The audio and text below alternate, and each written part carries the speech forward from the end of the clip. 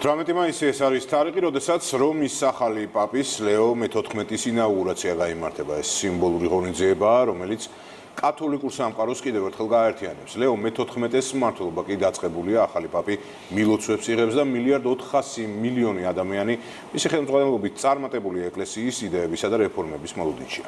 კეთევან ქარდა ვაგვიერთდება ვატიკანიდან პირდაპირ ეთერში.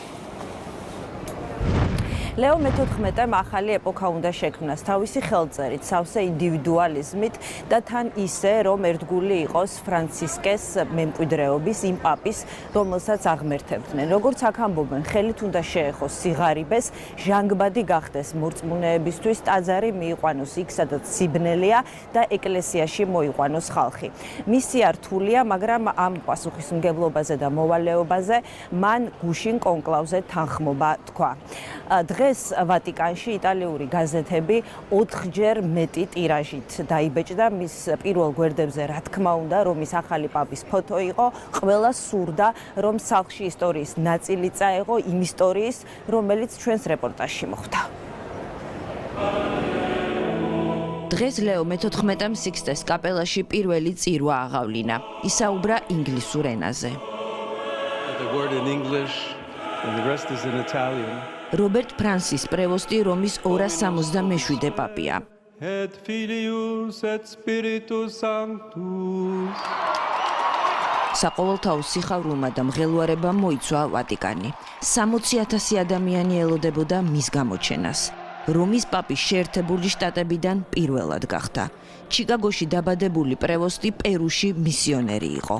ავგუსტინელთა ორდენს ხელმძღვანელობდა. კამერებმა დააფიქსირეს აღსაყდრების პატივით მიღებული ემოციები.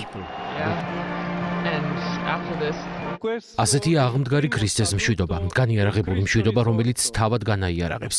მშვიდობა, რომელიც თავმდაბალია, შეუპოვარია და მოდის ღვთისგან, რომელიც ყველას უპირობოდ გვიყვარს. მოედანზე პაპის სანახავად მისულმა ადამიანებმა პრევოსტს წარმატებული საქმიანობა, ჯანმრთელობა და დიდხანს სიცოცხლე უსურვეს. იმედი გამოთქვეს, რომ ის ყველას ხმა იქნება. ეკლესია უფრო გახსნილი, ძლიერი და ერთიანი გახდება. აღფრთოვანებული ვარ, უძლიერესი იყო მისი გზავნილი მშვიდობაზე და რომ ეკლესია ყველას სახლია. ვატიკანის მთავარ მოედანზე შეკრებილების აპლოდისმენტები ყველაზე ხმამაღალი იყო ახალი პაპის პირველად ხილვისას და მაშინ, როდესაც მან პაპი ფრანცისკე ახსენა. ყურებში კვლავ ისმის პაპ ფრანცისკეს სუსტი, მაგრამ მამაცი ხმა, რომელმაც რომი აკურთხა. ნება მომეცით გავაგრძელო ეს კურთხევა. დიდი მადლობა პაპ ფრანცისკეს. მსოფლიოს მრავალ წერტილში ომი და მშვიდობა ყველაზე მეტად გვჭირდება. საუბრობდა იმ სიკეთით, რაც მოდიოდა ფრანცისკესგან.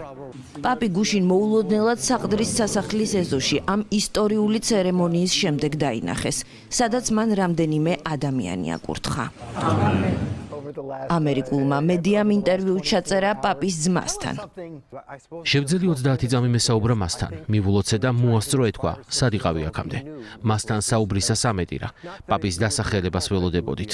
მას შემდეგ ტელეფონი არ გაჩერებულა. ჩემმა ძმამ 5 წლიდან იცოდა, რომ სასულიერო პირი იქნებოდა. პატარაობიდან მღვდელს თამაშობდა. პრევოსტი ფრანცისკეს საავადმყოფოში ყოფნისას წმინდა პეტრეს მოედანზე ლოცვას უძღვებოდა. მათ სიახლოვეზე ეკლესიის განვითარების საერთო ხედვასა და უქონელთა მიმართ დამოკიდებულებაზე ბევრს საუბრობენ. პრევოსტი ფრანცისკემ კარდინალად 2024-ში დაასახელა. 2 წლის წინ პერუდან იტალიაში ჩამოიყვანა და ეპისკოპოსთა შერჩევის პრეფექტის პრეზიდენტობა ჩააბარა. ახალმა პაპმა აირჩია სახელი, რომელიც ბოლოს 1 საუკუნის წინ ერქვა პაპს. ლეონად წოდებულ ბოლო პონტიფექსს მშრომელთა პაპს უწოდებდნენ.